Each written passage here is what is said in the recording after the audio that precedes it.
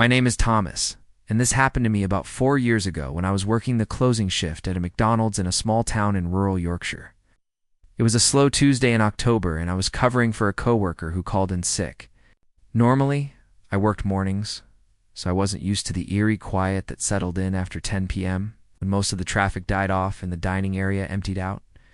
The restaurant closed at midnight, but we usually stayed an hour later to clean and prep. That night, it was just me, another crew member named Paige, and the shift manager, Callum. Around 11:45 p.m., a man came in alone, thin, probably in his late 50s, with wild gray hair and a long brown coat that looked like it hadn't been washed in months. He walked in stiffly, hands in his pockets, and his eyes immediately locked. On mine, I greeted him like normal, and he asked for a black coffee. His voice was soft, almost too soft, like he was whispering to himself rather than speaking to me. I rang him up, gave him his coffee, and he sat in the far corner of the dining area, facing the window but angled slightly so he could still see the counter. Nothing about him seemed dangerous, just ... off. When midnight rolled around, Callum turned the dining area lights low and locked the front doors while Paige started mopping. I noticed the man was still sitting there, coffee untouched, just staring out into the empty car park. I walked over and said, "Sir, we're closing now." He didn't respond. I repeated myself a bit louder. Still nothing. His eyes didn't even flicker. I waved my hand between him and the window, and only then did he turn to look at me. His eyes were bloodshot and watery. He smiled faintly and said, "They won't let me leave until it's over."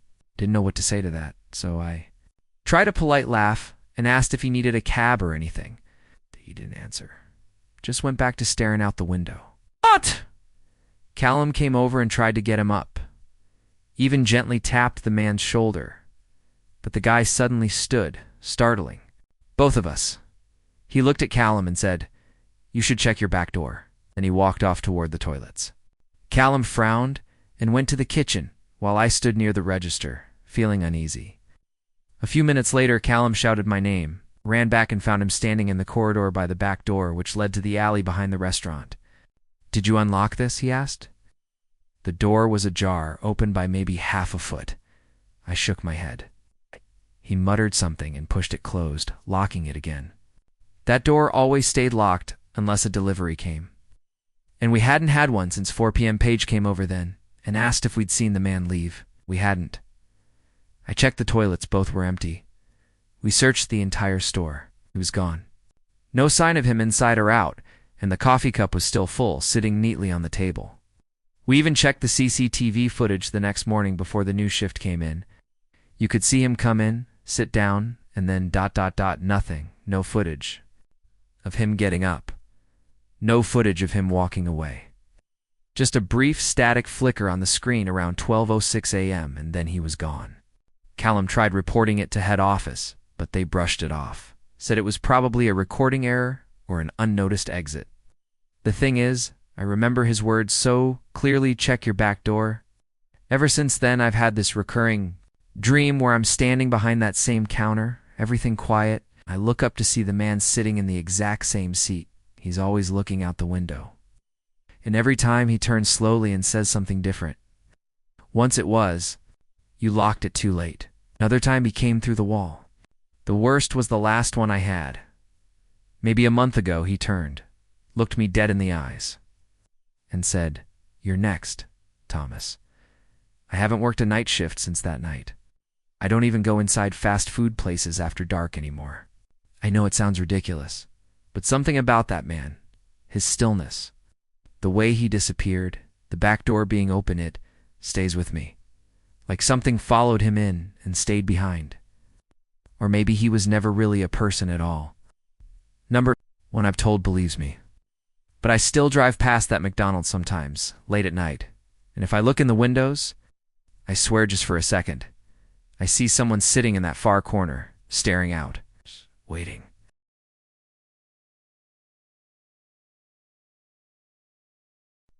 I was 22 when I took the overnight shift at a McDonald's off a quiet highway in northern Indiana. The place wasn't near much, just a couple of motels and truck stops. I was broke, had just dropped out of school and needed the money. Midnight to 8 a.m., 6 days a week. It wasn't glamorous, but I figured it was safe enough. People came in, grabbed food, left. Easy. It was always quiet after 2 a.m. We'd clean, prep for breakfast, stock napkins, stuff like that. My coworker Ray usually handled the back kitchen while I worked the front counter. He was older, probably. In his 50s, barely spoke unless he had to. Honestly, I didn't mind. We had our routine. Then, about 3 weeks in, the weird stuff started. It began with the cameras. There was a small monitor mounted behind the counter that showed the feeds.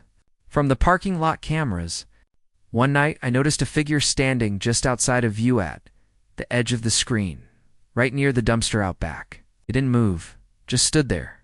No car, no reason to be there. "Hey, Ray," I said, pointing. "You see that?" He looked, squinted, then shrugged.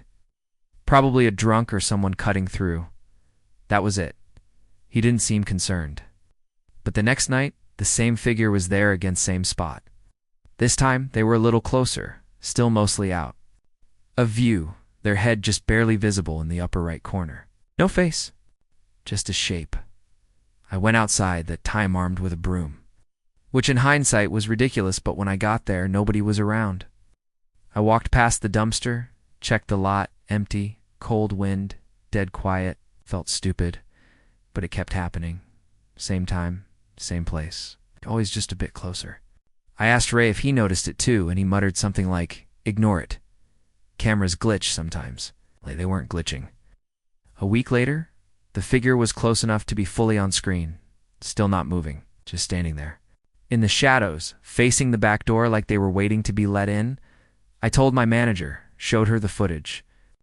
She gave me some vague corporate response and said we weren't authorized to call the police unless there was a direct threat. "Oh, maybe it's a homeless person," she said. "Just don't engage." So I stopped going outside at night. Friday, things escalated. At around 3:17 a.m., the door chime went off. I looked up and saw a man walk in. He was tall, wearing a gray hoodie and dark jeans. His hood was up, head low. He didn't say anything, just walked slowly to the counter and stared at me. "Hi. Welcome to McDonald's. What can I get for you?" I asked. No answer. He just kept staring, not blinking, not moving. After maybe 10 seconds, he whispered, "You're not supposed to be here." My stomach dropped. "What?" Ray peeked around.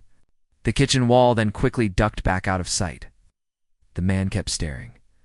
"You weren't on the list," he whispered again, even softer, "sir." "Think you need to leave," I said, trying to sound calm.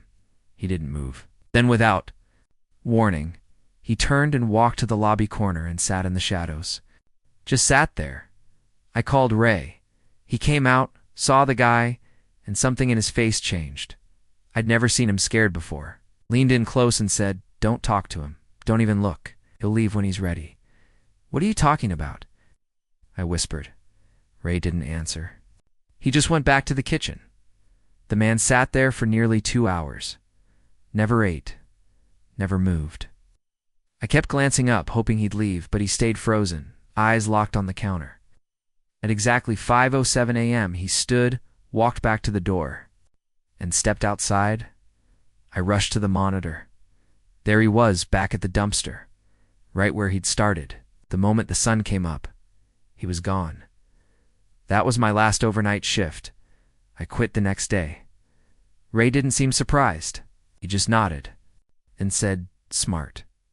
I still don't know who that man was or what he meant about the list. I tried looking up news reports, police incidents, anything, but found nothing. I've never been back to that McDonald's, and I don't plan to. But sometimes, when I pass quiet parking lots late at night, I find myself scanning the shadows, looking for someone standing just barely out of view, and I always wonder, what would have happened if I had been on the list?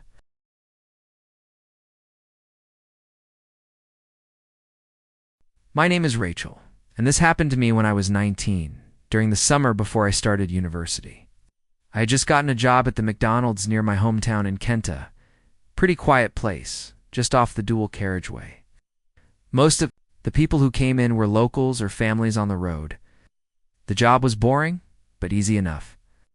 I was saving up for school and didn't mind the routine. One Wednesday afternoon, in the middle of a heat wave, I was working the drive-through window, sweating in my uniform while the sun baked the blacktop outside. Around 3:30 p.m., a silver Vauxhall pulled up. It had tinted windows and a dull dent on the front bumper, like it had hit something and never got fixed. I opened the window and gave the usual greeting, but the driver didn't respond. I couldn't see his face clearly because of the glare and tint, but I could tell he was wearing a cap pulled low and just sitting there, not saying anything. I repeated myself louder. Finally, he held out a crumpled 10-pound note, handshaking. Slightly, I asked what he wanted to order. No answer, just silence. I waited, awkward and a bit annoyed, until finally he said, barely above a whisper, "Number 3. I rang it in, gave him the total, and he pulled forward to the next window. But when I passed the food to Lewis, the guy on the next shift, he frowned and asked, "Is he okay?" He didn't even look at me. I shrugged and went back to my headset. A minute later, Lewis came back, pale. "Just drove off," he said. "Didn't take the food. Just sat there for a bit, then left." We were both weirded out, but shrugged it off. Maybe he was on something. Later that evening, I was cleaning the lobby near closing when I noticed the same Vauxhall parked across the street in the small gravel lot next to the car wash. Headlights off. Engine running.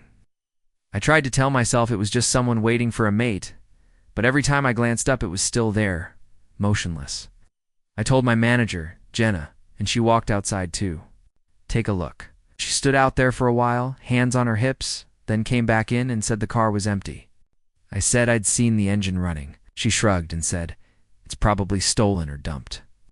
But I could have sworn there was someone in the driver's seat when I saw it. The next day, the Vauxhall was gone. But just after my shift started, it pulled into the lot again, went through the drive-thru, and stopped at the same window. This time I braced myself. When I slid the window open, the man was staring at me, no sunglasses, no cap.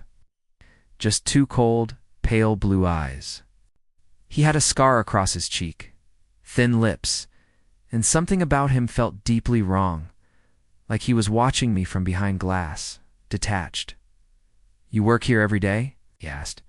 His voice was raspy. I didn't answer right away. "Usually," I said. He smiled slowly. "I know," he replied. Then he drove off again, not even waiting for his order. I felt this sinking weight in my chest, like something had been decided and I hadn't been part of it. That night I had trouble sleeping. I kept thinking about his face, his tone, how calm and deliberate he'd been. The next few days, he didn't show up. I started to relax. But then on Saturday, after we'd closed and the lights were off, Lewis and I were taking out the bins. When we noticed a plastic McDonald's bag sitting neatly by the back door, it was tied shut. I thought maybe someone had left their food, but when I picked it up, it was heavy. Too heavy, I opened it. Inside was raw meat, bloody cold, wrapped in cling film. Not McDonald's meat, not anything we sold. Looked like something from a butcher, but rough, uneven, with bits of skin still attached. There was no note, no explanation. We threw it out immediately and reported it to Jenna, who told us not to talk about it. "Probably just a prank," she said. I didn't buy that. I knew deep down it had to be him. That car, that man, the way he watched me. I called in sick the next 2 days. On Monday, I went in only because I was afraid I'd lose the job. Everything seemed normal. But just before my shift ended, I noticed a napkin wedged into the window frame of the drive-thru. Someone had written in red ink, just 2 words, "You're next." I quit that night. I didn't even wait to be walked out. I just left. For weeks afterward, I felt like I was being watched. Cars would slow down outside my house. I kept curtains closed. I never walked home alone. Eventually, things stopped. The Vauxhall never came back. But I still dream about those pale blue eyes, and I still wonder what would have happened if I'd taken one more shift. Sometimes, when I hear an engine idling outside at night, I freeze. I never look right away. Because some part of me is still scared that he's out. They're still waiting, still watching. and maybe next time he won't just drive away.